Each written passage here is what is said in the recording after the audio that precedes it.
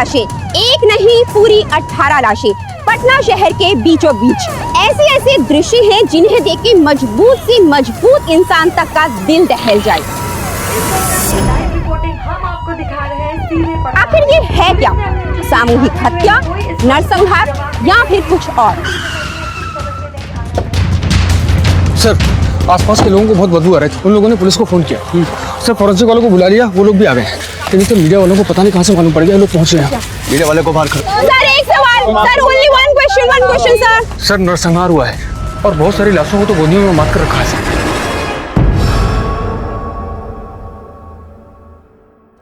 मई 2018 पटना शहर के गोडाउन में मिली वो 18 लाशों का भयानक मंजर आज भी मेरी जहन में ताजा है।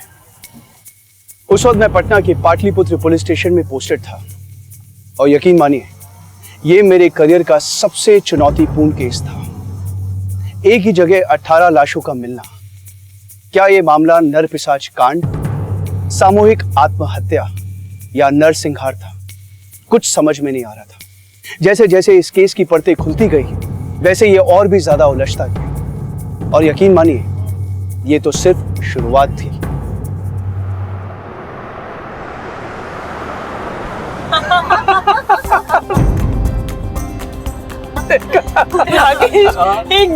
एकदम फटीचर जोक था। फटीचर था तो तुम हंसी क्यों? पर मम्मा इसे पीजे बोलते। पीजे माने पुअर जोक। एकदम पुअर था। ओए ओए, जोक जोक होता है ना, पुअर वर नहीं होता, समझे क्या?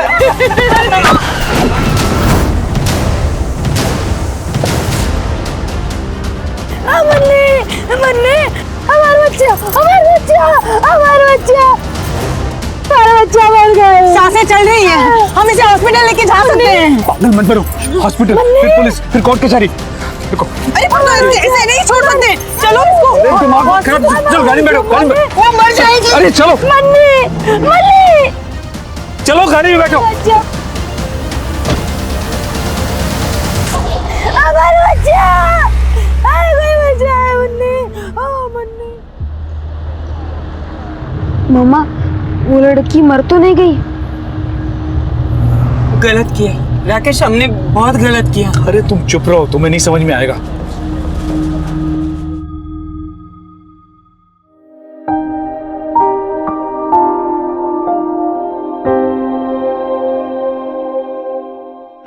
खा लो, इसमें प्रोटीन और विटामिन है। हमें नहीं खाना ये। नहीं खाना? अगले हफ्ते डिस्ट्रिक्ट लेवल का टूर्नामेंट है। हमें नहीं जीतना और मेडल। हम बोर हो चुके हैं प्रोटीन विटामिन खा खा के। हमें पूरी खाना है, पराठा खाना है, बर्गर भी तो खाना है और सेहत का सत्यानाश करना है। याद है ना तुम्हारा ड्रीम? तुम्हें पीटी उषा बनना है, याद है ना? खा लो चुपचाप। हमें नहीं बनना पीटी उषा, और वैसे भी वो औरत है और मैं लड़का। चुपचाप से खा लो वरना पापा को बोल देंगे। हेलो, सब ठीक है घर पे? हाँ घर में तो सब कुछ ठीक है। मैं क्या बोल रही हूँ, आप आज थोड़ा जल्दी घर आ जाइए ना। मुझे तो अभी भी लग रहा है कि हमें उस माँ बेटी को लेकर अस्पताल जाना चाहिए था। हमने बुरा किया ना। तुम वही वाला बात लेकर अब तक बैठी हो। अरे भूल जाओ सब और नीलू पर ध्यान दो। हाँ, उसे तो अभी मैंने हेल्दी खाना दिया है। आप जल्दी आ जाइएगा। हाँ ठीक है। नीलू, नीलू कहाँ चला गया है? नीलू, नीलू क्या है ये? मम्मा पराठा खा रहा हूँ। तू पराठा नहीं, एक लपड़ खाएगा। रख, कितनी बार मना किया है पराठा खाने से। रख। अरे क्या बात है, तुम इतना क्यों नीलू को डांट रही हो? आप तो है ना बीच में बोलिए ही मत। मैं अपने बेटे से बात कर रही हूँ, बराबर से जानती हूँ मैं। मेरा बेटा स्पोर्ट्समैन है, मेडल लाता है, इसलिए आप जलते हो ना उससे। इसीलिए आप उसे पराठा खिला खिला के अपने बेटे जैसा, हाथी जैसा बनाना चाहते हो। देखो खबरदार, जो तुमने मेरे चिकू को हाथी कहा तो। और खबरदार आइंदा मेरे बेटे को पराठा खिलाया तो। चल नीलू। चल नीलू, बढ़िया है। सर ना ही मेरे पास कोई आईडी प्रूफ है और ना ही मेरे पास लिविंग सर्टिफिकेट है। कोई टेंशन वाला बात नहीं है, 500 रुपये अलग से लगेगा। ये लीजिए सर। सर नकली बनाओगे? अरे नकली असली कौन देखता है आजकल। सर मेरा काम तो हो जाएगा ना? अरे जब बोले हैं तो हो जाएगा। और जो एड्रेस बताया पहुंच जाना, ठीक है? ठीक है सर, थैंक यू। चल। नीलू, नीलू, सुनीता जी, आपने मेरे नीलू को देखा है कहीं? नहीं। नीलू, अंकल जी, आपने मेरे नीलू को देखा कहीं? नहीं बेटा, हमने तो देखा नहीं। नीलू,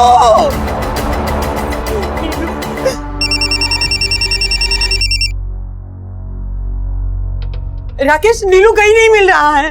हाँ? मैं स्कूल लेने गई थी, वो वहाँ पर नहीं है। अरे तो पास पड़ोस में देखी तुम? जल्दी से घर पे आ जाओ, नीलू कहीं नहीं दिख रहा है मुझे। बस चलो, तो हम पहुंच रहे, तुम परेशान ना, चलो। हाँ। नीलू,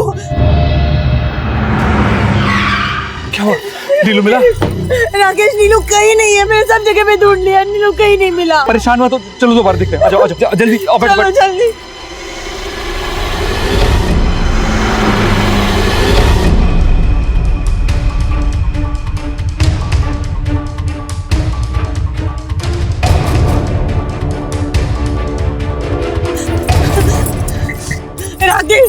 राकेश, हम कब से नीलू को ढूंढ रहे हैं, वो मिल ही नहीं रहा है। चलो ना, हम पुलिस स्टेशन चलते हैं।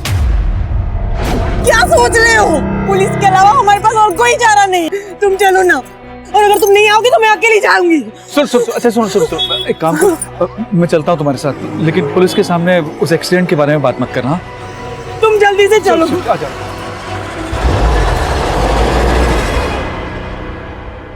ये हमारे नीलू की बुक। सुबह हम ही उन्हें छोड़ने गए थे स्कूल, और उसके बाद हर रोज की तरह शाम को मैं उसे लेने गई थी। भैया, कोई बच्चे दिख नहीं रहे। छुट्टी हो गई क्या? और नीलू कहाँ है? स्पोर्ट क्लास कैंसिल हो गई, 2 बजे सबकी छुट्टी हो गई। उसने आखिरी बार नीलू को स्कूल के गेट से बाहर जाते हुए देखा था, और उसके बाद सब जगह पे देख लिया। नीलू कहीं नहीं है सर। हो सकता है कि आपका बच्चा स्कूल से आने के बाद किसी फ्रेंड के या किसी नेबर के अपार्टमेंट में या सब जगह पे देख लिया। नीलू कहीं नहीं है, नीलू कहीं नहीं है। हाल फिलहाल में आप लोगों के साथ कुछ हुआ? आस पड़ोस में कोई घटना, दुर्घटना? 18 लाशें पटना शहर के बीचों बीच। हमारा बच्चा सांसें चल रही हैं। हम इसे हॉस्पिटल लेके जा सकते हैं। पागल मत बनो। हमें नहीं खाना ये। तुम्हें पीटी उषा बनना है। राकेश, नीलू कहीं नहीं मिल रहा है।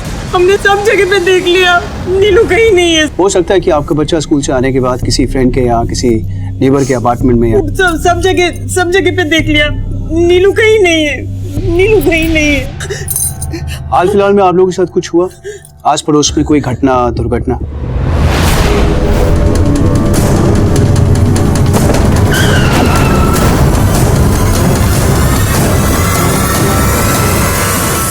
घटना, दुर्घटना माने?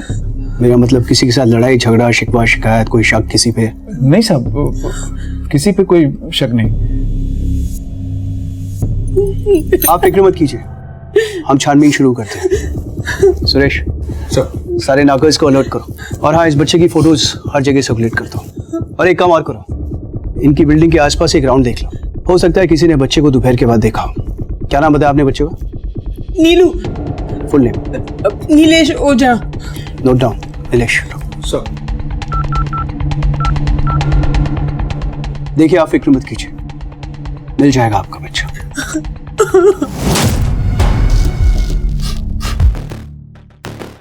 यार मिंटू, तेरे बाप की गर्लफ्रेंड का क्या हाल है बे?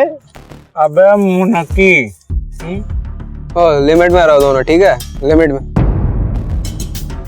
अच्छा, मुंकी मैडम की बेटिया नेहा कुमारी ने ना कुकर्मी करके पूरे शहर में गंद फैला रखा है। असलम खान?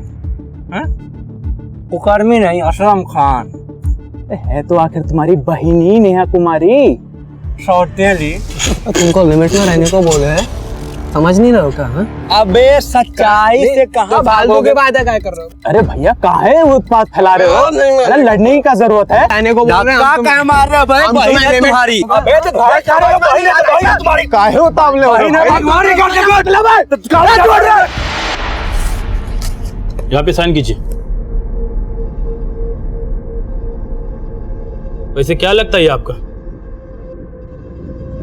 बेटा है मेरा। ए, इधर आ।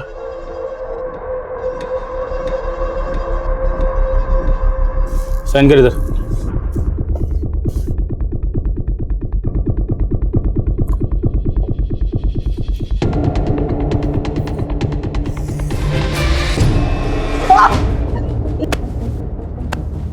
निकम्मे, निकल ले, मारा पीटी करके क्रिमिनल बनना चाहता है तू? ये छोड़िए, हटिए, क्या मार रहे हैं इसे? अरे ये सब तुम्हारा भी जिम्मेदारी है, हमारा बस है। Already limit. हाँ, मम्मी को टच भी किए ना तो ना आप बाप रहेंगे ना हम बेटा। क्या बोला? इज्जत। हाँ, इज्जत, बड़ा इज्जत वाले हैं आप। अपनी बीवी को प्रताड़ित आप कर रहे हैं। शादीशुदा होकर, एक लड़के के बाप होकर बाहर गर्लफ्रेंड आप रखे और इज्जत हम बर्बाद कर रहे हैं। पता है आज थाने में किसके कारण बंद हुए? आपके कारण। पूरे शहर में डिस्कशन हो रहा है आपकी रखेल की बेटी नेहा कुमारी के बारे में। का की है, शकबाजी हो रहा है किसी असलम खान के साथ में। खान साहब से मोहब्बत चल रही है आपकी ये सौतेली बेटी। अब इज्जत कौन दोबारा है? या आपकी सौतेली बेटी या अपना बेटा? बात करते हैं। मिंटू आओ।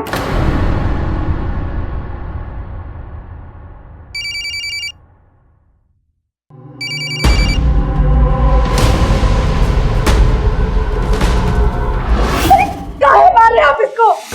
पूछो इससे। अरे इससे पूछो काहे मार रहे हैं, बताएगी तुमको। हम इससे काहे पूछे? आपसे पूछ रहे हैं ना। इस जवान बिटिया को कोई ऐसे मारता है का? हम इनकी बिटिया नहीं है। अरे हमारी बेटी होती तब गर्दन उतार के धरती पे धर देते। नाप सुना बोले जा रहे हैं आप। हुआ क्या है, कुछ बताएंगे भी? अरे मुंह पे कालिक पोत रही है वो। बता बता उस लड़के का नाम क्या है? बोल। अरे बोल काहे नहीं रही है? क्या बताएं? हमको क्या पता किसके बारे में बात कर रहे हैं? असलम खान। आया कुछ याद? बॉयफ्रेंड है इसका। उससे आपको क्या करना है? मतलब पीछे हटिए आप। और जबान खुल गया तुम लोगों को। अरे नाली में से उठा के महल में रखे तुमको, भूल गए सब?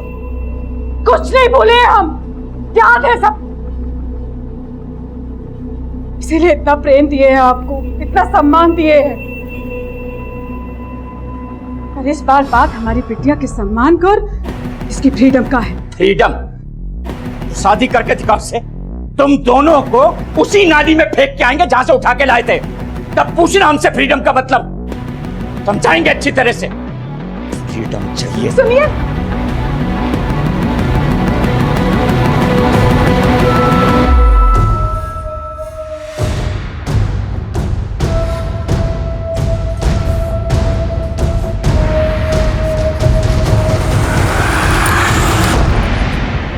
तो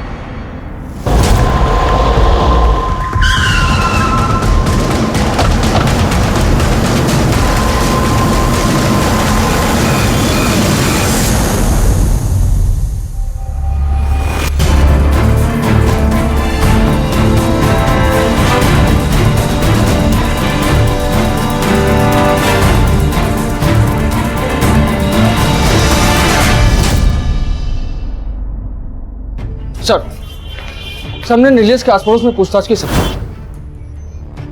तो वहां हमें एक पड़ोसी से पता चला कि सर वो पिछले हफ्ते की बात है। महेश सारन है ना, उसका नीलेश भैया की फैमिली के साथ बहुत झगड़ा हुआ था।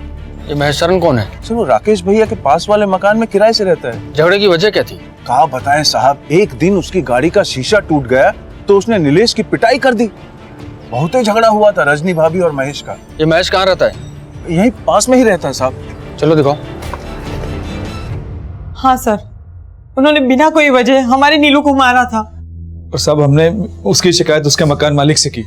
उसने कहा कि इस महीने के आखिरी तक उसे निकाल देगा। सर हम महेश सरन से पूछने गए थे, लेकिन उसके डेरा पर ताला लगा था। सर लगता है महेश सरन ही खुंदस में नीलेश को उठाया है और अब खुद ही गायब हो गया। आपसी रंजिश का मामला लगता है। क्या नाम बताया तुमने उसका? महेश सरन सर। उसके घर पे नजर रखो। सर एक बात और मालूम हुआ सर, नीलेश को लोगों के घर जा जाकर खाने का बहुत आदत था। इस बात को लेकर उसकी माँ का आस पड़ोस में झगड़ा हुआ करता। बच्चे हैं, करते हैं सब। तुम एक काम करो, स्कूल के गेट से लेकर उसकी बिल्डिंग तक कितने सीसीटीवी है पता करो, उन सबकी फुटेज निकालो। और हाँ, नीलेश अगर उस रास्ते से गया है तो वो जरूर दिखेगा। सब हाँ बोलो। मैं सर लौट आया। बात करो उससे, पूछो कहाँ था इतने दिन। सर मैं सच कह रहा हूँ सर, मैं जॉब की ट्रेनिंग के सिलसिले में 3 दिन शहर से बाहर था सर। ट्रेनिंग के सिलसिले में या फिर नीलेश की किडनैपिंग के सिलसिले में? सर मेरा नीलेश की किडनैपिंग में कोई हाथ नहीं है, आप चाहें तो। पूछा हमने तेरे मोहल्ले में। उसका नीलेश भैया की फैमिली के साथ बहुत ही झगड़ा हुआ था। उन्होंने बिना कोई वजह हमारे नीलू को मारा था। सबका यही कहना है कि नीलेश तुझे फूटी आंखों नहीं सोता था, क्यों? सर ऐसी कोई बात नहीं है। एक बार नीलेश ने मेरी गाड़ी का कांच तोड़ दिया था, तो मैंने भी गुस्से में आके उसे एक थप्पड़ लगा दिया। इससे ज्यादा मैंने कुछ नहीं किया सर उसके साथ में। ठीक है, लेकिन हमारी परमिशन के बिना शहर के बाहर मत जाना। देख रहे हो तिवारी साहब? सर सर ये लोग आपसे कुछ बात करना चाहते हैं।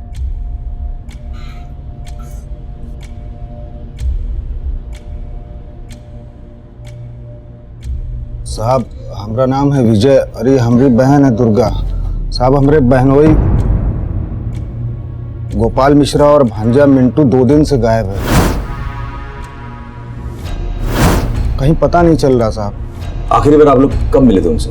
3:30 बजे घर से निकले थे साहब, बहुत गुस्सा में थे।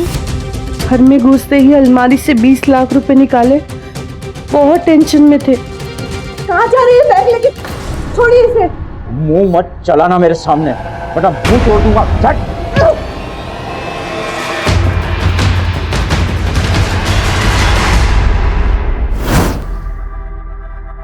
क्या काम करते हैं आप लोग? साहब मेरे पति का मनी लेंडिंग का बिजनेस है साहब, और मेरे भाई का पान का दुकान। साहब वो हमारा पान का दुकान का सेटअप भी जीजा जी ने ही करा के दिया था। कारोबार में किसी के साथ कोई झगड़ा झंझट लफड़ा? नहीं साहब, उनका हिसाब बहुत साफ साफ रहता था और बहुत सुलझे हुए इंसान है साहब। तो गोपाल जी के पीछे पीछे मिंटू गया, कैसा संबंध है दोनों में? गलती मिंटू अगर नहीं है साहब, अब आप ऐसा काम करेगा तो फिर बताइए। कैसा काम? अरे बेटा के सामने माँ को मारेगा, दूसरी औरत से संबंध बनाएगा तो। किसके साथ संबंध है? काहे नहीं बताइए किसके साथ संबंध है? साहब इसी बात पे दोनों का झगड़ा हुआ था साहब। मुनकी की बेटी नेहा असलम नाम के किसी लड़के के प्यार में पड़ गई थी साहब। जब ये बात मिंटुआ ने अपने बाप को बताने की कोशिश की तो बहुत मारा साहब उन्होंने चप्पल से। अच्छा, तो ये मुनकी आपके पति की दूसरी औरत थी? हैं? ऑफिस में रिसेप्शनिस्ट थी साहब वो तो। जवान औरत फंसा ली हमारे पति को, और इन्होंने तो ये भी कहा कि उससे शादी भी कर ली उन्होंने। साहब उसकी ना बुरी नजर थी हमारे पति के पैसे पे। शायद जीजा जी इसीलिए उसको 20 लाख रुपए दिए होंगे। तो आपको शक है कहीं मुनकी ही गोपाल जी को? हाँ साहब, वो बुझा गए थे उसकी बुरी नियत को। पता नहीं किस बात पे ब्लैकमेल कर रही थी उनको। फोन पे फोन आ रहा था उनके मोबाइल पे। गोपाल जी का नंबर दीजिए। नंबर लो। 99 36 41 41। सारी डिटेल्स निकालो जल्दी। सर ठीक है, आप लोग सारी डिटेल्स लिखवाइए, जानकारी मिलते ही इत्तला करते हैं।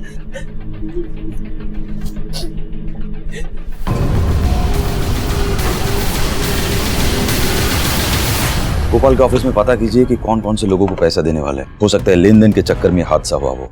और मुनकी, इससे बात करना होगा। मिंटू की बाइक और गोपाल के कार का सारी डिटेल्स और इन दोनों के फोन के सारी डिटेल्स कंट्रोल रूम को बोलिए, सारे थाने को इन्फॉर्म कर देंगे। Sir thanks.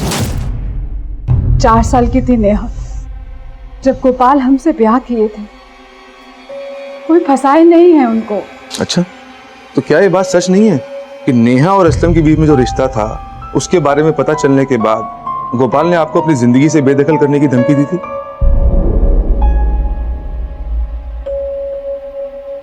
हाँ दी थी, पर हम मना लिए थे उन्हें। कमाल कर दिया आपने, एक तीर से 2 निशाने लगा दिए। आपके हाथ में जायदाद भी लग गई और असलम के प्यार का रास्ता भी साफ हो गया। देखिए, हम ऐसा कुछ नहीं किए हैं, और पैसे का लालच हमको नहीं उस मिंटू को है जिसके बाप ने उसको जायदाद से बेदखल कर दिया है। दुर्गा की मेहरबानियों से जिंदा है वो नशेड़ी। वैसे आप दोनों गोपाल से आखिरी बार कब मिले थे? जी वो जब हम दोनों को मारने की धमकी दिए थे, बस उसी दिन आखिरी बार देखे थे उन्हें।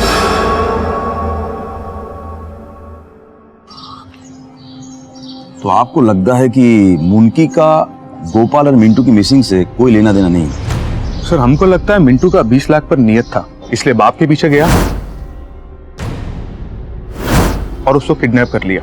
और शायद गोपाल को किडनैप करने का प्लानिंग भी पहले से था, इसलिए अपना फोन घर पर छोड़ कर गया ताकि कोई ट्रेस ना कर सके, और अब खुद पुलिस के डर से कहीं छुपा बैठा। अगर ये प्लान था तो बहुत ही बकवास प्लान था। गोपाल के पीछे मिंटू गया, ये बात सबको पता है, तो पहला शक उसी पे आएगा। और अगर प्लान करके किडनैप करना होता तो फोन घर छोड़कर क्यों आता? एक फोन इंसान के सारे राज खोल देता है।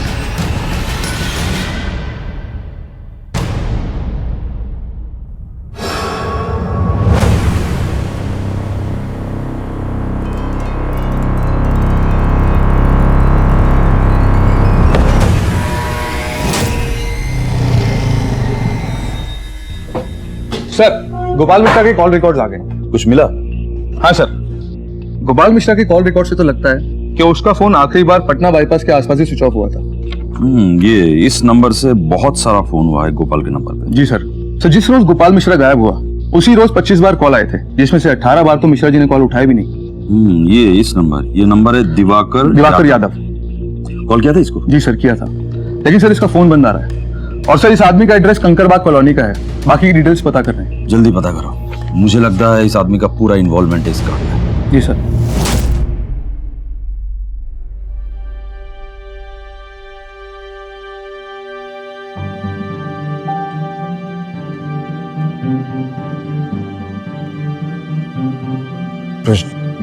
चलो कुछ खा लो। राकेश, क्या मैं इतनी बुरी माँ हूँ कि नीलू मुझे छोड़ के चला गया? कैसे उल्टी सीधी बातें कर रही हो तुम? तो फिर कौन हमसे बदला लेना चाहता है? कहाँ चला गया मेरा बच्चा? राकेश प्लीज तुम नीलू को कहीं से भी लेकर आओ, मुझे उसकी बहुत याद आ रही है। मेरा नीलू।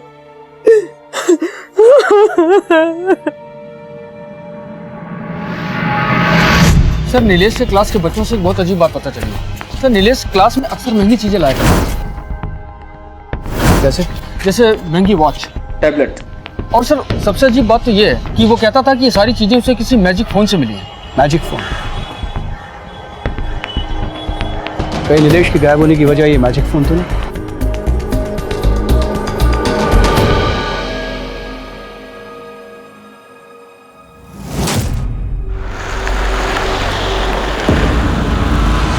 क्या हुआ सर?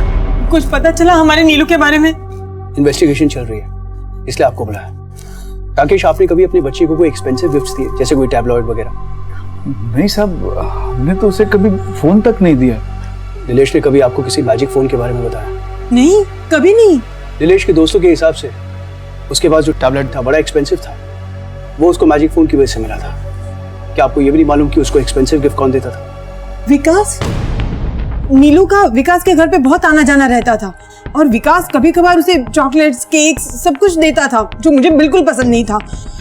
हो सकता है ये विकास ने ही वो मैजिक फोन लाया हो उसके लिए। चॉकलेट्स, गिफ्ट्स, कोई खास वजह? सर वजह तो कोई नहीं थी। नीलू अक्सर मेरे घर पे खेलने आया करता था, धीरे धीरे हम दोनों की दोस्ती हुई तो उसे एक्सपेंसिव गिफ्ट देगा तू? बच्चे को महंगे गिफ्ट देगा? सच बता, वरना मैं तुझे मेरा मैजिक दिखाऊंगा। हाँ सर, मैंने उसको गिफ्ट दिए थे। तो बता वो मैजिक फोन का। मुझे कुछ नहीं पता सर। नीलेश के हिसाब से उस मैजिक फोन की वजह से उसे टैबलेट मिला था। सच बोल। बताता हूँ सर, बताता हूँ।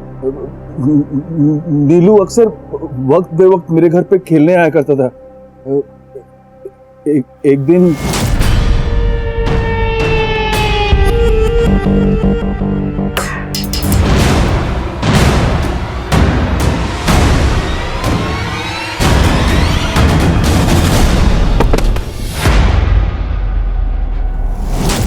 क्या कर रहा था तू? हाँ सच्ची बोल। रुक। पिछली बार जब तुझसे पूछा था तो सच क्यों नहीं बोला तू? बोल। सर मैंने नीलू को डरा धमकाकर फोन लेने की बहुत कोशिश की, लेकिन बच्चे को डराएगा तू? इसलिए तूने उसके माँ बाप के सामने अच्छा बनने का नाटक किया, नीलेश के साथ दोस्ती बनाई, ताकि जब तू ये कांड करे तुझ पे कोई शक ना करे। नहीं सर, नहीं सर, मेरी बात का विश्वास कीजिए सर। नीलू के गायब होने में मेरा कोई हाथ नहीं है। आप चाहे तो क्रॉस चेक कर सकते हैं सर। सुरेश चल चल चल।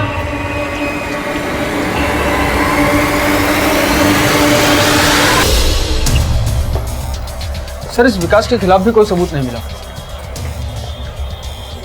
कहीं ऐसा तो नहीं कि हम गलत डायरेक्शन में इन्वेस्टिगेट कर रहे हैं? कई क्राइम्स में ऐसा हुआ है कि बच्चों के साथ क्राइम बच्चों ने किया है। नीलेश एक होनहार लड़का है, एक अच्छा एथलीट है। तुम उसके स्कूल में जाके पता करो कि कोई बच्चा उसका दुश्मन तो नहीं था। सर मैजिक फोन की बात सामने आते ही हमें लगा कि इस बार क्रिमिनल पकड़ा जाएगा और राकेश और रजनी को उनका खोया हुआ बेटा वापस मिल जाएगा। लेकिन विकास के साथ कड़े इंटरोगेशन के बाद भी हमें कोई भी पुख्ता सबूत नहीं मिला और हमारी इन्वेस्टिगेशन वहीं लौट गई जहां से हमने शुरू की थी। हमने फिर से पूछताछ शुरू की और इस बार शक के घेरे में थे राकेश और रजनी, नीलेश के पेरेंट्स। हमने उनकी कंप्लीट हिस्ट्री मंगाई, लेकिन सब कुछ जानने के बाद भी कोई ऐसा पॉसिबल पहलू सामने नहीं आया जो नीलेश के गायब होने में पॉसिबल मोटिव हो। रजनी का नीलेश के लिए पॉजेसिव व्यवहार एक पहलू बन सकता था, लेकिन वो इतना बड़ा भी नहीं था कि एक मां पर शक किया जा सके। इस केस में क्राइम का मोटिव मिलना मुश्किल हो रहा था, इसलिए हमने हर पहलू पर दोबारा काम करना शुरू कर दिया।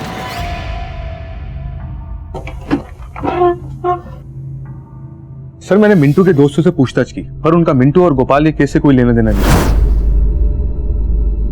और हाँ सर, वो असलम का बैकग्राउंड भी चेक किया, उसका भी मिंटू और गोपाल के केस से कोई लेना देना नहीं है। पर सर जब मैंने गोपाल के ऑफिस में छानबीन की तो उसका पता चला कि गोपाल का पैसे लेने देने का बिजनेस था, जिसमें गोपाल को पैसे लेने से ज्यादा पैसे देने थे।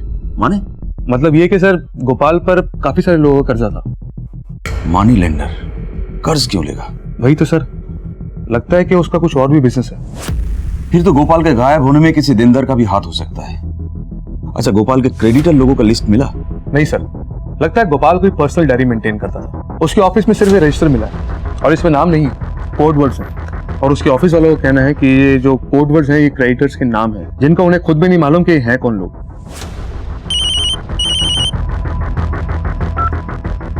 हेलो सर, दिवाकर को मैंने अभी अभी पटना सिटी के एक लॉज से पकड़ा है। वही दिवाकर जो लगातार गोपाल को फोन कर रहा था। ले आओ उसको।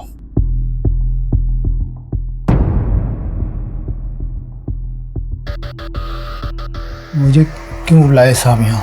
कैसा? ठीक है सर। पानी पिएगा? अरे सीधा बैठ, सीधा बैठ। किस लिए भाग रहा था? भाग नहीं रहे थे सर, हम तो ढूंढ रहे थे। किसको? उसी को जो सबका पैसा लेकर फरार हो गया है, गोपाल मिश्रा। वो तो कर्जा देता है। ये सब ढकोसले है साहब, वो तो बहुत बड़ा सट्टेबाज है। किस बात का सट्टा? बता दे किस बात का सट्टा। ये बहुत धारा लगेगा तेरे पे। अबे बोलेगा कि नहीं बोलेगा? अब बोलता हूँ साहब, बता। क्रिकेट का बुके है साहब, वो क्रिकेट पे सट्टा लगाता है वो। और तेरा क्या कनेक्शन है? मैं भी उसके पास सट्टा खेलने जाता हूँ साहब। अच्छा ये बता, सट्टा लगाता कहाँ है? और किसी को सट्टा लगाना हो तो किसके पास जाना पड़ता है? सारा धंधा फोन पर होता है साहब, और भरोसे पर। और किसी अनजान आदमी को सट्टा लगाना होता है तो रेफरेंस का जरूरत होता है। वही हम गलती कर बैठे साहब। हमने कपिल को गोपाल से मिलवाया। गोपाल भाई, कपिल नाम का आदमी है, उसको खेलना है। ऐसा खा के भाग तो नहीं जाएगा? अरे सर, मेरी जवाबदारी है, आप टेंशन मत लो। मैं आपको एक कॉन्फ्रेंस से लेता हूँ, एक मिनट। हेलो कपिल। हाँ गोपाल भाई आना, ऑनलाइन पे बात करना। भाई जी आप चिंता मत कीजिए, मेरे ऊपर भरोसा रखिए। हाँ गोपाल भाई, अपना ही है, अपने आदमी है। तो सारी डीलिंग फोन पर होती है तो पैसे का लेन देन कहाँ होता है? साहब, हर बुके का अपना एक कैश पॉइंट होता है शहर में, वहीं से इनडायरेक्ट पैसों का लेन देन होता है। गोपाल का कहाँ है? गोपाल का कहाँ है? ओ विजय का दुकान साहब, विजय का दुकान। साहब हर बुकी के पैकेट के ऊपर एक कोड होता है और कस्टमर के कोड से उसको कोड को मिलाया जाता है। उसके बाद वो पैकेट लिया और दिया जाता है। उसके बाद हम गोपाल को फोन कर देते हैं साहब। पैकेट लेकर जाते हैं, कोई पैसा नहीं गिनता? साहब ये बेईमानी का धंधा है, ईमानदारी से चलता है। ये बता, बुकी इतने पैसे के लेन देन का हिसाब कैसे रखता है? हर बुकी के पास फोन, सिम्स और डायरी होती है और उनका एक अकाउंट टीम भी होता है। वही सब पैसे का लेन देन मैनेज करते हैं। कपिल तुझसे पैसा क्यों मांग रहा था? कपिल सट्टे की एक बाजी में बहुत सारा पैसा जीता था साहब। मैं 20 लाख रुपए जीत गया। 20 लाख। गोपाल ने पैसे देने से मना कर दिया। क्यों मना कर दिया? क्योंकि उसने बोला कि उसने गलत सेशन खाया है और गोपाल ने बोला कि कपिल ने गलत सेशन खेला है, इसलिए उसकी बेट नहीं मानी जाएगी और उसने पैसे देने से मना कर दिया। अब साहब कपिल मुझे धमकी देने लगा, अगर पैसा नहीं दिया तो पैसा हमको देना पड़ेगा। अब बताइए साहब, इतने सारे पैसे मैं कहाँ से देता? फिर हमने तय किया कि उसको कहीं से भी बाहर से धर पकड़ेंगे उसका कॉलर। अरे पागल हो गया क्या? किधर है हमरा और कपिल का 20 लाख रुपया? देता है दिल्ली फाड़ दे तेरा। दिवाकर बाबू, 20 लाख रुपया है, चुनिया बादाम नहीं है जो पॉकेट में रख के घूमेंगे। हम वादा करते हैं कल शाम को 4 बजे उसी जगह पैसा देंगे। ठीक है, कल वही इंतजार करेंगे। अगर शहर से भागा या कहीं कुछ गड़बड़ किया तो साला तेरा 20 लाख के साथ तेरा जान भी मारेंगे, समझ लेना। फिर हम वहां जाकर 2 घंटे क्या साहब 5 घंटे तक उसका वेट किए, लेकिन मिश्रा नहीं आया साहब। बाद में हमें पता चला कि हमारे जैसे बहुत सारे लोगों ने बैटिंग में पैसा लगाया था और किसी को पैसा वापस नहीं दिया। बताइए साहब, 20 लाख रुपए हम कहाँ से लाते? कपिल तो हमारे जान मार देगा।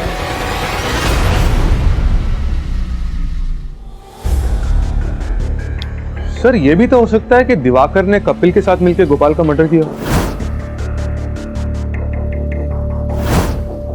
मिलकर क्यों? दोनों अकेले में भी कर सकता है। और लाश कहाँ है?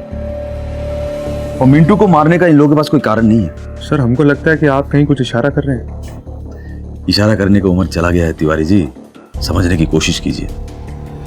यहां मसला कुछ और है। सर गोपाल मिश्रा का गाड़ी मिल गया, पटना दानापुर बाईपास के अंदर एक सड़क पे खड़ा है।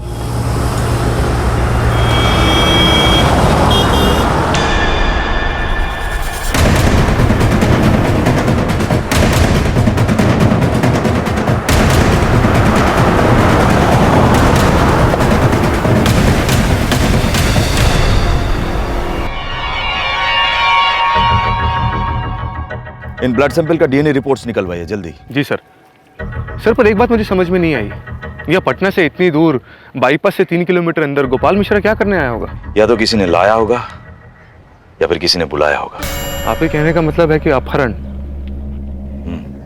मतलब गोपाल मिश्रा को उसी की गाड़ी में किसी ने किडनैप किया, यहाँ लेकर आया और उसका मर्डर कर दिया। पर इसमें एक पेच है। क्या सर? बॉडी मारा तो बॉडी किधर है?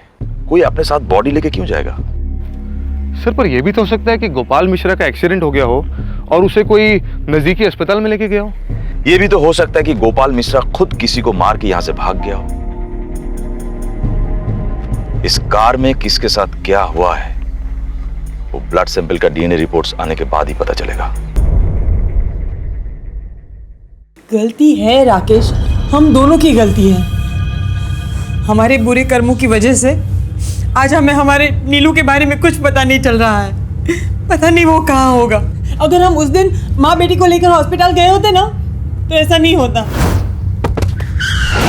सांसें चल रही हैं, हम इसे हॉस्पिटल लेके जा सकते हैं। अरे तो नीलू को और उस एक्सीडेंट को क्यों जोड़ रही हो? उनका रिलेशन क्या है? किस बात के लिए जोड़ रही हो? वो दोनों चीजें आपस में जुड़ी हुई है, तुम समझ नहीं रहे हो। राकेश मुझे लगता है कि हमें जाकर उस माँ बेटी को मिलना चाहिए। तुम चलो ना प्लीज, हम उनको मिल के आते हैं। रजनी कहाँ ढूंढेंगे हम उन्हें? और अगर वो मिल भी गए ना तो एक नई मुसीबत खड़ी हो जाएगी। मैं बोल रहा हूँ तुम्हें नहीं आना है तो मत आओ, पर मैं उन लोगों को ढूंढ के रहूंगी। अरे रजनी बात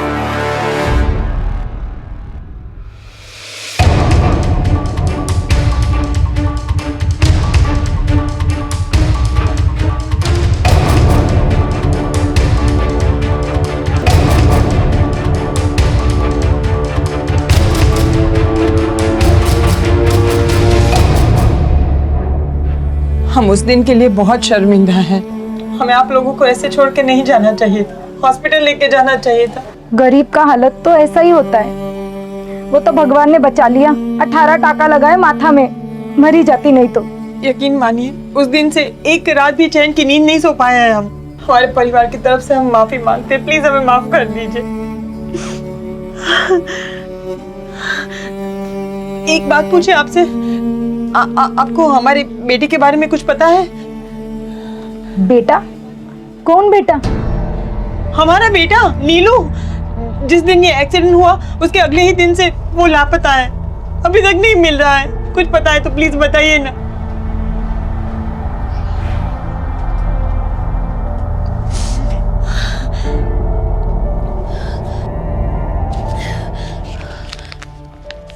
ये रखिए,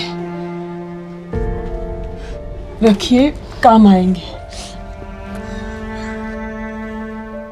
सुनिए, कर्म का फल तो भोगना ही पड़ता है।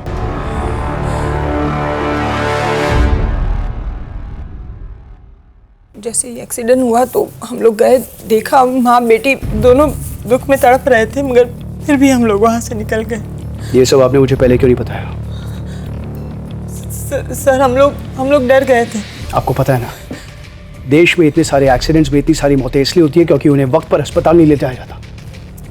और आप तो कमाल है, खुद ही टक्कर मारे और खुद ही वहां से भाग गए। गनीमत है वो बच गई। सर हमने जाकर देखा, माँ बेटी दोनों सही सलामत हैं। किस्मत है आप लोग की कि वो बच गए। और आप दोनों के खिलाफ वो कंप्लेन नहीं लिखवाना चाहते, वरना लंबी सजा होती है आप दोनों को। सजा तो अभी भी भुगत ही रहे हैं ना। पता नहीं हमारा नीलू कहाँ होगा।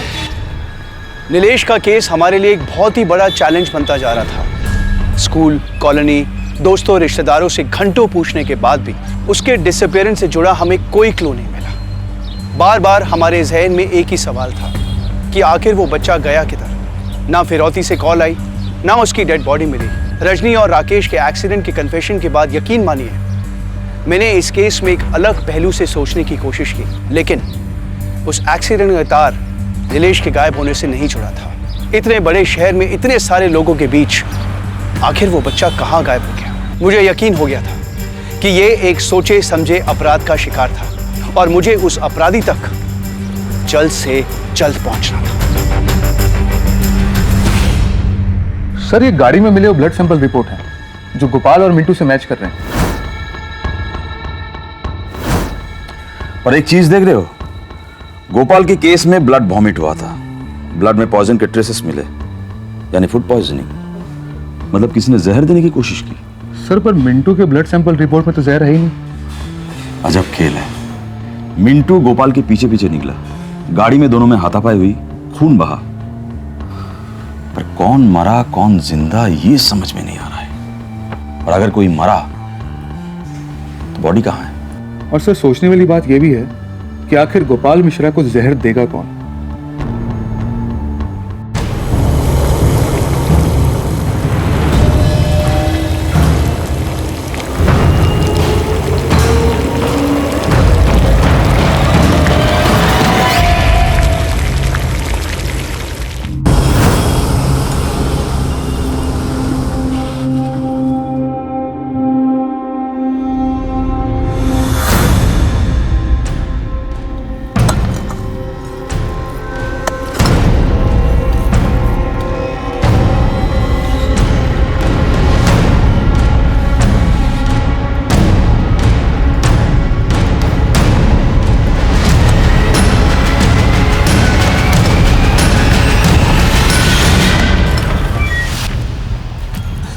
साहब, हमारा वो पड़ोसी हामिद अपने बेटा को मारकर कब्रिस्तान में गाड़ दिया है पीछे।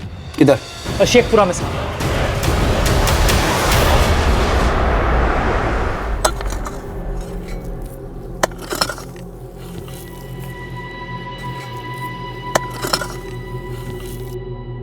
सर यहाँ कुछ भी नहीं है।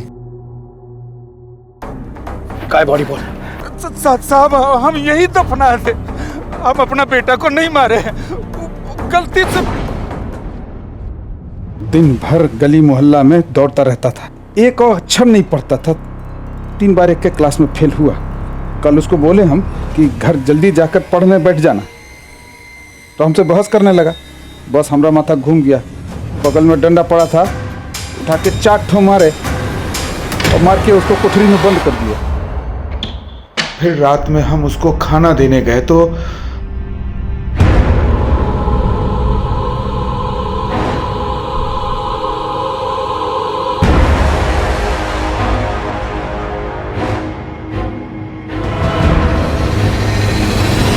बाप है या जानवर, कोई अपने बच्चे को ऐसे मारता है? हाँ? तू जानता है ना, बच्चों को मारना कानूनी जुर्म होता है। कहाँ बॉडी? बोल। अब यही दफनाए थे साहब, पता नहीं कौन खोद के ले गया। ले जाओ साहब। हम रोज रात 10 बजे तक यहाँ पहरा देते हैं साहब। यहीं बगल में हमारा डेरा है साहब। हमको कुछ नहीं मालूम साहब। सच बोल रहा तू? हाँ साहब, सच बोल रहे हैं साहब। हाँ साहब। सुरेश, इसका स्टेटमेंट लो और यहाँ जितने भी लोग आते जाते हैं उनकी भी डिटेल्स निकालो और छानबीन करो। सर, कब्र खोद कर बॉडी चुराने का क्या मतलब हो सकता है? किसी को बच्चे की लाश चाहिए होगी और क्या। लेकिन सर, नीलेश भी तो गायब है।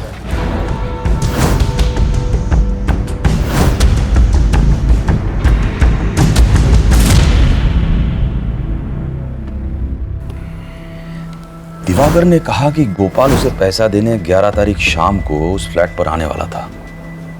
सर, लेकिन दुर्गा ने तो बोला था कि वो 3:30 बजे ही 20 लाख रुपए लेकर घर से निकल गया था। और गोपाल के घर से यहाँ तक की दूरी लगभग 7 किलोमीटर है, मगर वो 3:30 बजे घर से निकला तो लगभग 3:50 तक यहाँ तक पहुँच जाना चाहिए था। पर सर, गोपाल तो फ्लैट पे पहुंचा ही नहीं। गोपाल मिश्रा को जहर या तो मिंटू ने दिया होगा या कोई और। सर, अभी दूसरे थाने से फोन आया था। गोपाल जिसका पैसा खा गया था, वो कपिल, उसने सुसाइड कर लिया। क्या?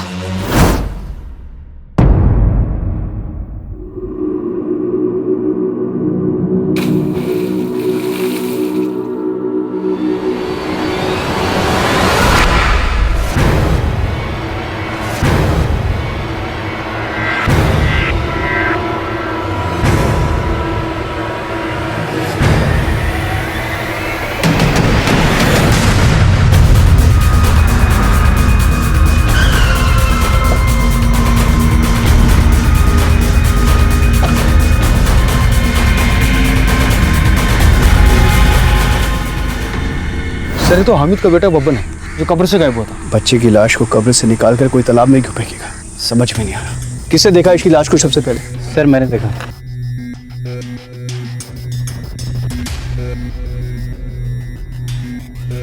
एक काम करो, जल्दी से बॉडी का पोस्टमार्टम करो, आसपास के सारे इलाके छान मारो और हाँ, कोई भी संदिग्ध आदमी देखे उठा लो उसे। इन सब की स्टेटमेंट ले लो, खासकर इसकी। नीलेश के केस को सॉल्व करने के दौरान हमारे सामने एक और अजीब सा केस आया। एक 12 साल के बच्चे की लाश कब्र से गायब हो गई और अगले ही दिन वो एक नजदीकी तालाब में मिली।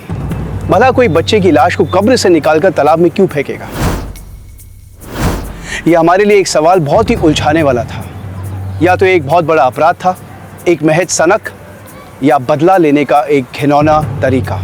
नीलेश के गायब होने के बाद उसी के हम उम्र बब्बन की लाश का गायब होना, हम दोनों केसेस में एक लिंक को ढूंढने की कोशिश कर रहे थे। और इससे पहले हमारी इन्वेस्टिगेशन एक डायरेक्शन में पहुंचती, हमारे सामने एक और घिनौना केस आया जिसके बारे में हमने सोचा भी नहीं था।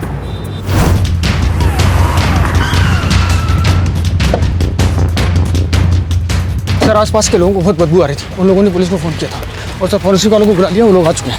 सर, मीडिया वाले को बाहर कर दो। only one question,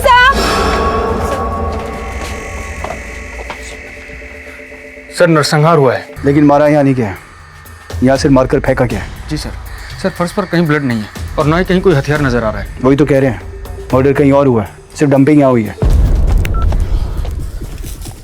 Jain sir. जी सर। जी। I know sir. Jain sir. Jain. SP साहब। सर, पूरी मीडिया हरकत में आ चुकी है। इससे पहले ये मामला आग की तरह पहले हमें इसे यही सॉल्व करना है। सर, फॉरेंसिक वाले आए क्या? जी। फॉरेंसिक वाले को बोलो जल्दी से जल्दी हमें रिपोर्ट सबमिट करें। और सुनो, गोडाउन वाले को उठाओ। सर। ये गुत्थी अब पुलिस की रातों की नींद उड़ाने वाली है।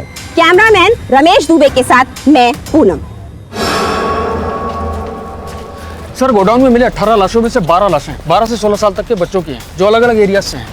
मतलब साफ है, अलग अलग जगहों से लाशों को उठाकर एक जगह डंप कर दिया गया। सर इनमें से कुछ की तो मिसिंग कंप्लेंट्स है और कुछ लाशों को शमशान और कब्रिस्तान से चुराया गया है सर। शमशान और कब्रिस्तान, जैसे बब्बन की लाश को चुराया गया था जी, लेकिन फिर उसकी लाश को पानी में क्यों फेंका गया मुझे कुछ समझ नहीं आया। कहीं ऐसा तो नहीं कि जिन लोगों ने बब्बन की लाश को चुराया उन्हीं लोगों ने।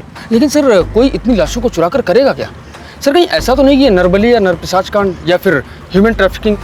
इतने बड़े पैमाने में इतनी सारी लाशों को इकट्ठा करना शायद उसने सड़ने के लिए रखा हो, लेकिन कोई ऐसा करेगा क्यों? एक बात और सर, इन सभी बच्चों में से 5 बच्चे डिस्ट्रिक्ट लेवल के स्पोर्ट्स प्लेयर्स थे और नीलेश भी स्पोर्ट प्लेयर है सर, जो गायब है। बब्बन की लाश मिल चुकी है, नीलेश की नहीं। हो सकता है नीलेश जिंदा हो। हमें सबसे पहले ये पता करना हो कि बब्बन, नीलेश और इन 18 लाशों में कोई लिंक है या नहीं है। तुम एक काम करो, नीलेश की बिल्डिंग और उस स्कूल के आसपास के सारे चक्कर वापस कटवाओ और डिटेल्स मुझे दो। सर ये उस जगह का मालिक है जहां सारी लाशें मिली। नमस्ते हजूर। उसने हमसे कहा कि ये जगह शहर से थोड़ा दूर है, उसका दारू का फैक्ट्री डालना है, इसलिए हमने उसको ये जगह दे दी। इससे ज़्यादा हमको और कुछ नहीं पता है साहब। नंबर दो उसका। जी हजूर।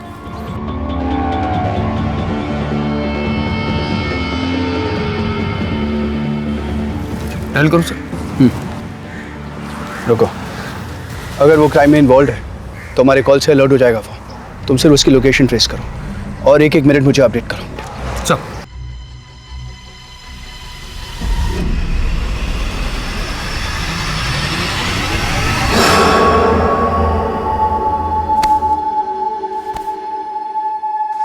अरे यहाँ क्या कर रहे हो? कब से तुमको ढूंढ रहे हैं। मैं गिल्ली डंडा खेल रहा हूँ। डंडा? ये हड्डी कहाँ से लाए हो? ये वहाँ।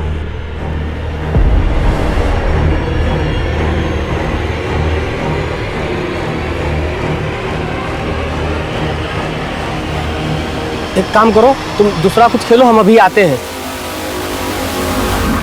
ओके, अच्छा, ठीक है, ठीक है।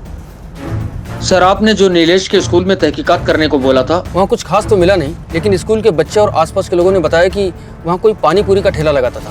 लेकिन जिस दिन से नीलेश गायब है उस दिन से वो नजर नहीं आया। किसका ठेला था? सर नाम तो लोगों को नहीं पता, लेकिन बोल रहे हैं कि कोई दाढ़ी मूंछ वाला आदमी था। आसपास के लोगों को बुलाओ और उसका स्केच बनवाओ, जल्दी। सर। हेलो, क्या? ठीक है, हम पहुंचते हैं। सर, कांची तालाब के पास कोई लाश मिली है। ड्राइवर, कांची तालाब।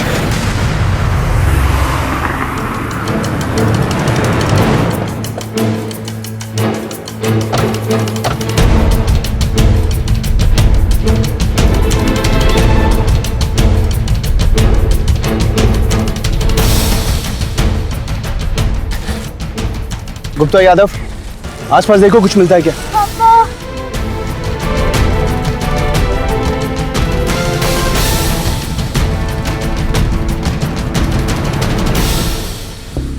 गला घोट के हत्या की है इसकी, बॉडी पोस्टमार्टम के लिए भेजो। सो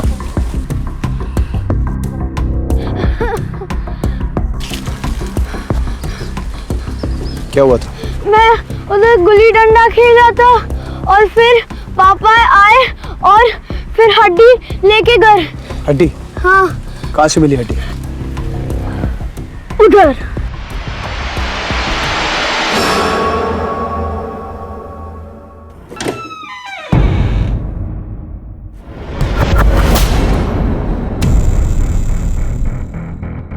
तुम दोनों इधर उधर देखो।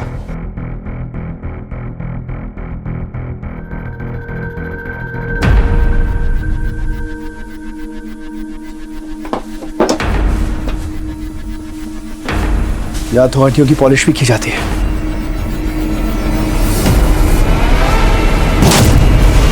सर, इधर देखिए।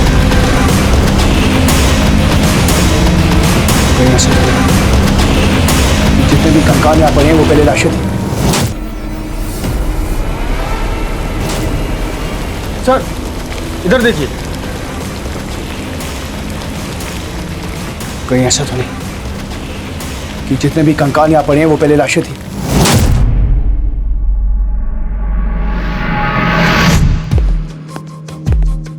सर। यस सर, आपने जो फॉरेंसिक रिपोर्ट मंगवाई थी गोपाल और मिंटू के केस में, वो आ गई है। खून में एकोनाइट नाम का जहर मिला है और इस रिपोर्ट के मुताबिक 5 ग्राम जहर दिया गया है।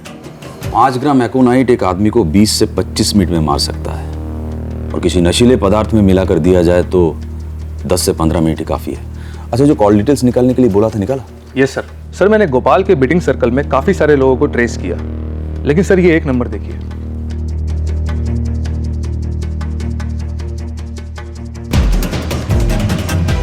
बुला उसको।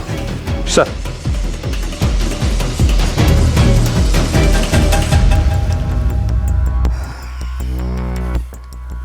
विजय बाबू,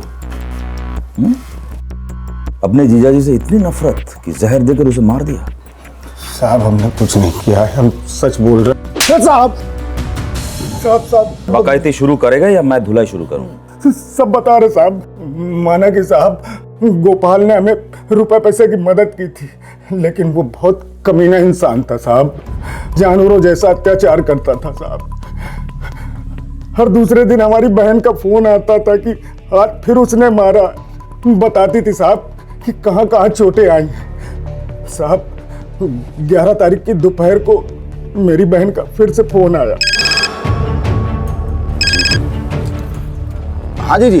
भैया, आपके जीजा जी हॉस्टल के लिए पैसे लेकर गए, आज फिर उन्होंने मुझे मारा। अरे जीजी रो मत, तुम चिंता ना करो। हमने सोचा इस गोपाल का कुछ करना ही पड़ेगा। गोपाल के बेटिंग रैकेट खुलते ही मुझे तुझ पर शक हो गया था। तेरे कॉल रिकॉर्ड से हमें पता चला कि जिस दिन गोपाल और मिंटू गायब हुए थे, उसी रात को तूने एक शमशान घाट में कॉल किया था। हमारा तुझ पर शक बढ़ता गया, इसलिए हमने तेरी खोजबीन शुरू की। सर, गोपाल रोज 3:30 बजे के आसपास विजय की दुकान पर 30 सेकंड के लिए रुकता है, वहां से एक पुड़िया लेता और निकल जाता है। फॉरेंसिक रिपोर्ट में ब्लड वॉमिट, तभी मुझे पता चल गया कि किसी नजदीकी आदमी ने उसे जहर दिया है। गोपाल ने घर में आखिरी बार कितने बजे खाना खाया था? सब वो तो 3 बजे गए थे, कुछ 1 बजे के आसपास चाय पी थी बस। 1 बजे? अगर उस चाय में जहर होता तो गोपाल की मौत 15 मिनट बाद यानी 1:15 तक होती, लेकिन फॉरेंसिक रिपोर्ट के मुताबिक गोपाल की मौत 3:45 पर हुई थी। गोपाल का घर उस फ्लैट की दूरी लगभग 20 मिनट की है, यानी बीच में ही कुछ खाने से उसकी मौत हुई थी। और इस रास्ते के बीच सिर्फ तेरी पान की दुकान। साहब हम बता रहे हैं साहब गोपाल हमेशा की तरह फिर हमारी दुकान से की गोली लेने आया, और मैंने उसकी गोली में जहर मिला दिया। उसके बाद वो निकल गया।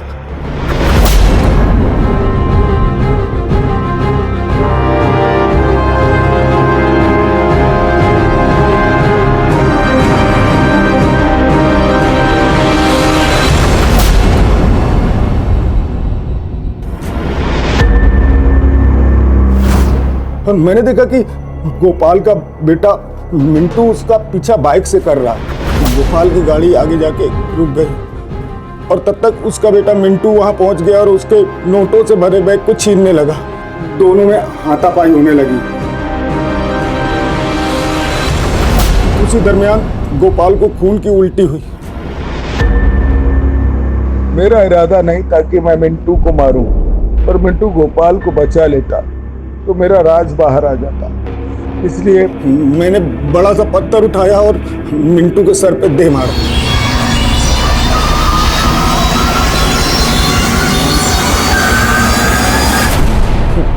और फिर दोनों की लाशें गाड़ी में रख के मैं निकल गया साहब। दोनों को मार दिया, इन लाशों का क्या किया?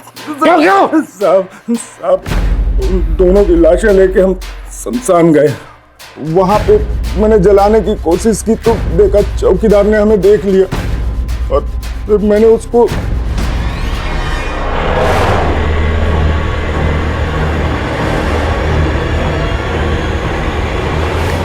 आप बिल्कुल फिक्र मत करिए, हम इन लाशों को जला देंगे, किसी को कुछ पता नहीं चलेगा।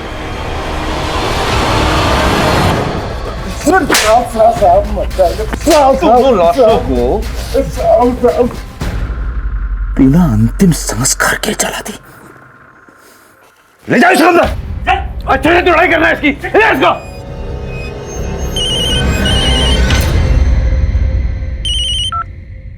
हेलो, क्या?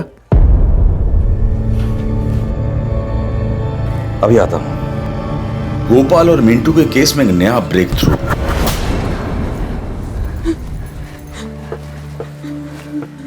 गोपाल जी,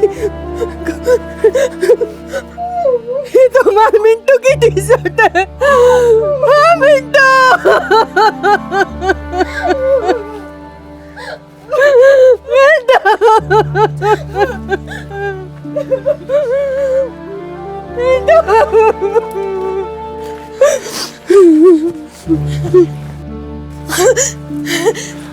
नहीं है, हमारे नीलू के कपड़े नहीं है इसमें। इसमें नीलू के कपड़े नहीं है।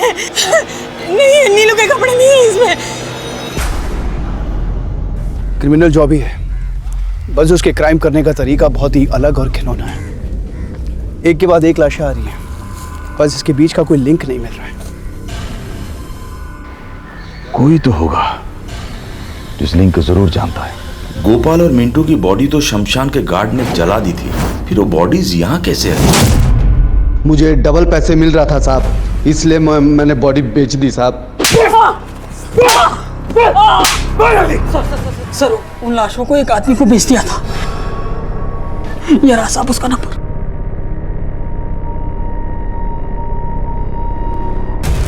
ओके, ठीक है, ठीक है। सर, गोडाउन वाले ने जो नंबर दिया था वो किसी बाबू मंडल के नाम पर रजिस्टर्ड है। वो नंबर काफी टाइम से बंद था, लेकिन अभी 5 मिनट पहले ही एक्टिव हुआ है। ये रहा वो नंबर सर। हम रोज रात 10 बजे तक यहाँ पहरा देते हैं साहब। यहीं बगल में हमारा डेरा है साहब। सुरेश सर, वो जो ग्रेवयार्ड का सिक्योरिटी गार्ड था, उसकी कॉल डिटेल्स दिखाओ। सर, जल्दी।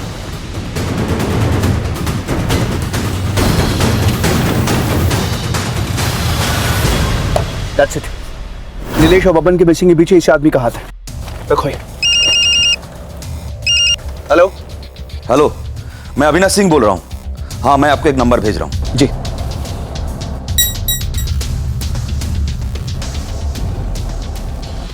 इसकी लाइव लोकेशन निकालो।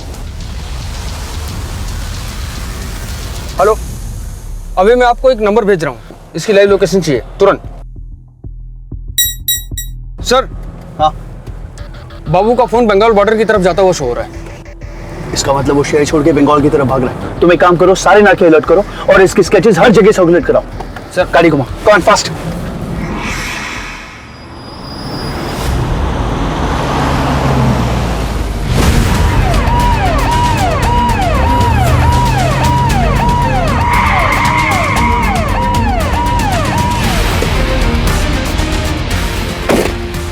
नीचे उतर, नीचे उतर।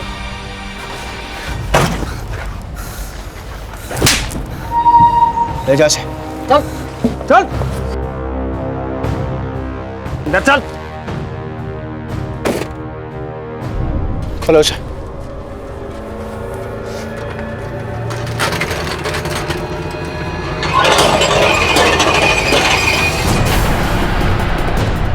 इसमें तो नीलेश नहीं दिख रहा है।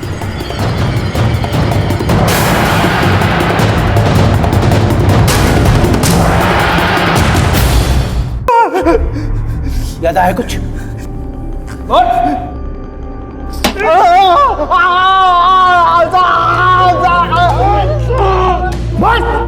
हम गैर कानूनी ढंग से हड्डी और कंकाल बेचने का धंधा करते हैं साहब। आगे साहब, हर साल इंडिया से 20 से 25 लाशें विदेशों में भेजी जाती है साहब, खासकर पड़ोसी देशों में। कहाँ से मिलती है हड्डियाँ? कहाँ से मिलती है हड्डियाँ? कभी कब्रिस्तान से, कभी शमशान घाट से साहब, कभी अस्पताल की लावारिस लाशें साहब। हमें जब भी लाशों की जरूरत होती साहब, हम इन सब जगहों में जाते और वहाँ के मैनेजर और नर्स, कंपाउंडर गार्ड सब हमसे मिले होते साहब। 500 से 2000 रुपए में बेच देते हैं लाशें साहब। कई बार हड्डियों के लिए लोगों को मार भी देते हैं साहब। कारण होता है साहब, कारण होता है साहब। 12 से 15 साल तक के जो बच्चे होते हैं ना साहब, स्वस्थ बच्चे, उसके स्केलेटन की ज्यादा डिमांड होती साहब, खासकर विदेशों में। स्वस्थ बच्चे को मारना मुमकिन नहीं होता ना साहब, तो एजेंट हमें 4 गुना ज्यादा कीमत दे देते हैं। बॉडी को डालता है, बोल बॉडी को डालता है। सब बॉडी को डिकम्पोज करने के लिए साहब या तो एसिड में डाल देते हैं या नदी में मछली को खाने के लिए छोड़ देते हैं साहब। जब उसका मांस निकल जाता है तो ढांचा निकाल लेते हैं।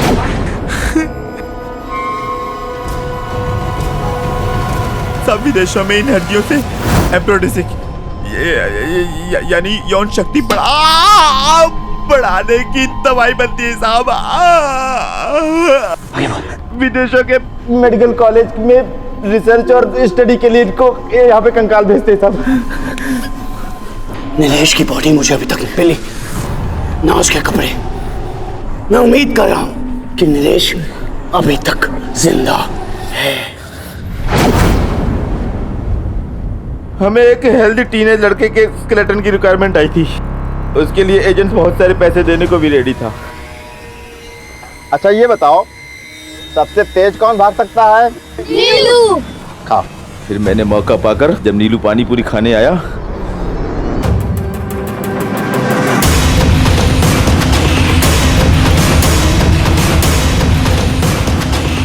घर जाते वक्त नीलू रास्ते में बेहोश हो गया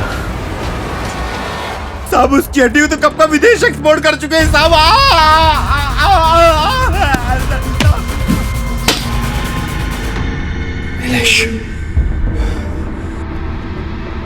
नीलेश को तो हम बचा नहीं पाए, लेकिन इस बात की तसल्ली है कि बोन रैकेट चलाने वाले खतरनाक अपराधियों को हमने पकड़ लिया। इस केस का मुख्य आरोपी बाबू मंडल और उसके साथियों को नीलेश और उसके जैसे कई बच्चों को मारने और उनकी हड्डियों का गैर कानूनी व्यवसाय करने के जुर्म में कड़ी से कड़ी सजा दी गई। विजय और हामिद, उन्होंने अपना एक अपराध छुपाने की कोशिश में एक बड़े अपराध में सहयोग दिया और उसकी उन्हें कड़ी से कड़ी सजा दी गई। आज भी राकेश जैसे कई लोग हैं जो पुलिस को कुछ भी बताने से कतराते हैं। आज भी बाबू मंडल जैसे कई लोग हैं जो आम लोगों की कमजोरी और डर का नाजायज फायदा उठाते हैं। अगर सही वक्त पर पुलिस को अपराध और एक्सीडेंट की रिपोर्ट मिल जाए तो वो अपराध कभी पनपेगा ही नहीं। इसलिए हमारी आपसे दरख्वास्त है कि हमें सही वक्त रहते आपके आसपास कोई भी अपराध या एक्सीडेंट हो तो उसकी तुरंत रिपोर्ट लिखवाइए। हर अनजान नजर से रहे सतर्क और देखते रहे क्राइम पेट्रोल दस्तक, क्योंकि हमारा मकसद सिर्फ बताना नहीं, बचाना है। जय हिंद। एकदम बोलना है। ओए ओए, जोक जोक होता है ना, पुअर वर नहीं होता, समझे क्या?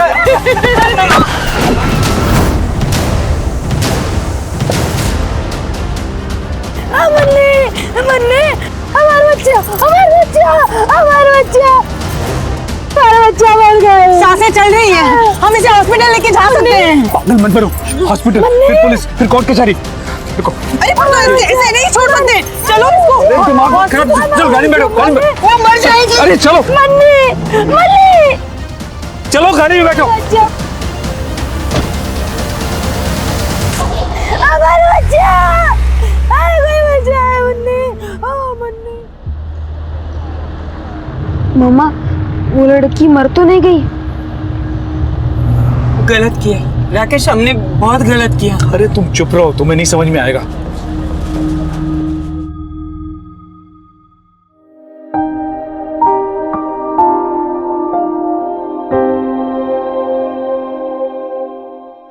खा लो, इसमें प्रोटीन और विटामिन है। हमें नहीं खाना ये। नहीं खाना? अगले हफ्ते डिस्ट्रिक्ट लेवल का टूर्नामेंट है। हमें नहीं जीतना और मेडल। हम बोर हो चुके हैं प्रोटीन विटामिन खा खा के। हमें पूरी खाना है, पराठा खाना है, बर्गर भी तो खाना है और सेहत का सत्यानाश करना है। याद है ना तुम्हारा ड्रीम? तुम्हें पीटी उषा बनना है, याद है ना? खा लो चुपचाप। हमें नहीं बनना पीटी उषा। यार है मिंटू, तेरे बाप की गर्लफ्रेंड का क्या हाल है बे? बड़ा इज्जत वाले हैं आप, बाहर गर्लफ्रेंड आप रखे और इज्जत हम बर्बाद कर रहे हैं। नीलू को कहीं से भी लेकर आओ, मुझे उसकी बहुत याद आ रही है। एक के बाद एक लाशें आ रही है, बस इसके बीच का कोई लिंक नहीं मिल रहा है। कोई तो होगा जिस लिंक को जरूर जानता है। 18 लाशें पटना शहर के बीचों बीच। हमारा बच्चा। सांसें चल रही हैं, हम इसे हॉस्पिटल लेके जा सकते हैं। पागल मत बनो। हमें नहीं खाना ये। तुम्हें पीटी उषा बनना है। राकेश, नीलू कहीं नहीं मिल रहा है। हमने सब जगह पे देख लिया, नीलू कहीं नहीं है।